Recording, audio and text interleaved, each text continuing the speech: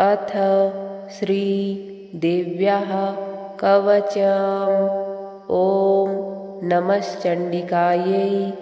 महर्षि मार्कंडेय जी बोले, हे पितामह, संसार में जो गुप्त हो और जो मनुष्यों की सब प्रकार से रक्षा करता हो और जो आपने किसी को आज तक बताया न हो, वह कवच मुझे बताइए। श्री ब्रह्मा जी कहने लगे, अत्यंत गुप्त व सब प्राणियों की भलाई करने वाला कवच मुझसे सुनो। प्रथम शैलपुत्री, दूसरी ब्रह्मचारिणी, तीसरी चंद्रघंटा, चौथी कूष्मांडा, पांचवी स्कंद माता, छठी कात्यायनी, सातवीं कालरात्रि, आठवीं महागौरी तथा नवीं सिद्धिदात्री। यह देवी की 9 मूर्तियां हैं। यह 9 दुर्गा कहलाती हैं। आग में जलता हुआ, रण में शत्रु से घिरा हुआ, विषम संकट में फंसा हुआ मनुष्य यदि दुर्गा के नाम का स्मरण करे तो उसको कभी भी हानि नहीं होती। रण में उसके लिए कुछ भी आपत्ति नहीं होती और न उसे किसी प्रकार का दुख या डर ही होता है। हे देवी, जिसने श्रद्धापूर्वक तुम्हारा स्मरण किया है उसकी वृद्धि होती है और जो तुम्हारा चिंतन करते हैं उनकी तुम निःसंदेह रक्षा करने वाली हो। चामुंडा प्रेत पर, वाराही भैंसे पर, रौद्री हाथी पर, वैष्णवी गरुड़ पर अपना आसन जमाती है। माहेश्वरी बैल पर, कौमारी मोर पर और हाथ में कमल लिए हुए विष्णु प्रिया लक्ष्मी जी कमल के आसन पर विराजती हैं। बैल पर बैठी हुई ईश्वरी देवी ने श्वेत रूप धारण कर रखा है और सब प्रकार के आभूषणों से विभूषित ब्राह्मी देवी हंस पर बैठती हैं। इस प्रकार यह सब देवियां सब प्रकार के योगों से युक्त और अनेक प्रकार के रत्न धारण किए हुए हैं।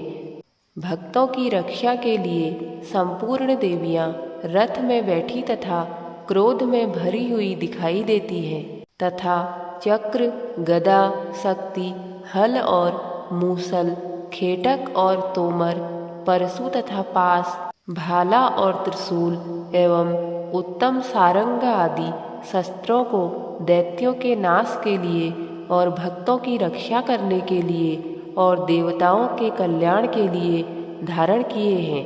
हे महारौद्रे, अत्यंत घोर पराक्रम, महान बल और महान उत्साह वाली देवी, तुमको मैं नमस्कार करता हूँ। हे देवी, तुम्हारा दर्शन दुर्लभ है तथा आप शत्रुओं के भय को बढ़ाने वाली हैं। हे जगदम्बिके, मेरी रक्षा करो। पूर्व दिशा में ऐन्द्री मेरी रक्षा करे, अग्निकोण में अग्निशक्ति, दक्षिण दिशा में वाराही देवी तथा नैऋत्य कोण में खड्गधारिणी देवी मेरी रक्षा करे। पश्चिम दिशा में वारुणी, वायु कोण में मृगवाहिनी, उत्तर दिशा में कौमारी और ईशान कोण में शूलधारिणी देवी मेरी रक्षा करे। ब्रह्माणी ऊपर की ओर से मेरी रक्षा करे और वैष्णवी देवी नीचे की ओर से मेरी रक्षा करे और इसी प्रकार शव पर बैठी चामुंडा देवी 10 दिशाओं में मेरी रक्षा करे। जया देवी आगे, विजया देवी पीछे की ओर, अजिता बाईं ओर, अपराजिता दाहिनी ओर मेरी रक्षा करे। उद्योतिनी देवी शिखा की रक्षा करे तथा उमा मेरे मस्तक पर विराजमान होकर मेरी रक्षा करे। इसी प्रकार ललाट की मालाधरी देवी रक्षा करे और यशस्विनी देवी मेरी भौहों का संरक्षण करे। भौहों के मध्य भाग में त्रिनेत्रा नथुनों की यम घंटा देवी रक्षा करे। नेत्रों के मध्य भाग में शंखिनी देवी और द्वारवासिनी देवी कानों की रक्षा करे। कपोलों की कालिका देवी और कानों के मूल भाग की भगवती शांकरी रक्षा करे। सुगंधा नासिका में और चर्चिका ऊपर के ओठ में, अमृत कला नीचे के ओठ की सरस्वती देवी जीभ की रक्षा करे। कौमारी देवी दांतों की और चंडिका कंठ प्रदेश की रक्षा करे।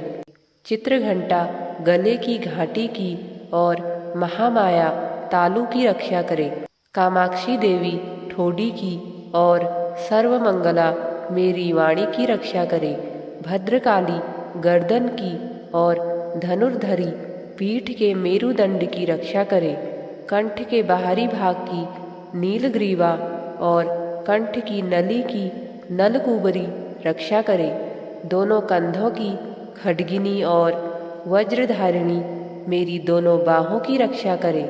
दोनों हाथों की दंडिनी और उंगलियों की रक्षा अंबिका देवी करे। शूलेश्वरी देवी संपूर्ण नखों की कुलेश्वरी देवी मेरी कुक्षी की रक्षा करे। महादेवी दोनों स्तनों की और शोक विनाशिनी देवी मन की रक्षा करे। ललिता देवी हृदय की और शूलधारिणी उदर की रक्षा करे। कामिनी देवी नाभि की गुह्येश्वरी गुह्य भाग की। पूतना और कामिका लिंग की और महिषवाहिनी गुदा की रक्षा करे। संपूर्ण कामनाओं को पूर्ण करने वाली महाबला देवी दोनों जंघाओं की रक्षा करे।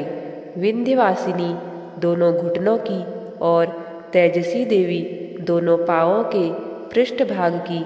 श्रीधरी पाँवों की उंगलियों की। तलवासिनी तलुओं की। दष्ट्रा कराली देवी नखों की। ऊर्ध्वकेशिनी केशों की। बागेश्वरी वाणी की रक्षा करे। रोमावलियों के छिद्रों की कौबेरी और त्वचा की बागेश्वरी देवी रक्षा करे। पार्वती देवी रक्त मज्जा वसा मांस हड्डी की रक्षा करे। आंतों की कालरात्रि देवी पित्त की मुकुटेश्वरी देवी। पद्मावती कमल कोश की चूड़ामणि कफ की रक्षा करे। ज्वालामुखी नसों के जल की रक्षा करे। अभेद्या देवी शरीर के सब जोड़ों की रक्षा करे। ब्रह्मणी मेरे वीर्य की छत्रेश्वरी देवी छाया की तथा धर्मधारिणी देवी मेरे अहंकार मन और बुद्धि की रक्षा करे। प्राण अपान व्यान उदान और समान की वज्रहस्ता देवी रक्षा करे। कल्याण शोभना मेरे प्राण की रक्षा करे। रस रूप गंध शब्द और स्पर्श इन विषयों का अनुभव करते समय योगिनी देवी मेरी रक्षा करे तथा सत्वगुण रजोगुण और तमोगुण की रक्षा नारायणी देवी करे। आयु की रक्षा वाराही देवी करे। वैष्णवी धर्म की तथा चक्रिणी देवी मेरे यश कीर्ति लक्ष्मी धन विद्या की रक्षा करे। इंद्राणी मेरे शरीर की रक्षा करे और हे चंडिके आप मेरे पशुओं की रक्षा करिए। महालक्ष्मी मेरे पुत्रों की रक्षा करे और भैरवी मेरी पत्नी की रक्षा करे। राजा के दरबार में महालक्ष्मी तथा सब ओर व्याप्त रहने वाली विजया देवी चारों ओर से मेरी रक्षा करे। जो स्थान रक्षा से रहित हो और कवच में रह गया हो उसकी पापों का नाश करने वाली जयंती देवी रक्षा करे। अपना शुभ चाहने वाले मनुष्य को बिना कवच के एक पल भी कहीं नहीं जाना चाहिए, क्योंकि कवच रखने वाला मनुष्य जहाँ जहाँ भी जाता है वहाँ वहाँ उसे अवश्य धन लाभ होता है तथा विजय प्राप्त होती है।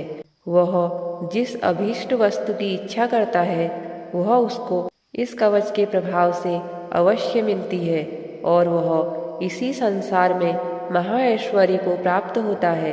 कवचधारी मनुष्य निर्भय होता है और वह तीनों लोकों में माननीय होता है।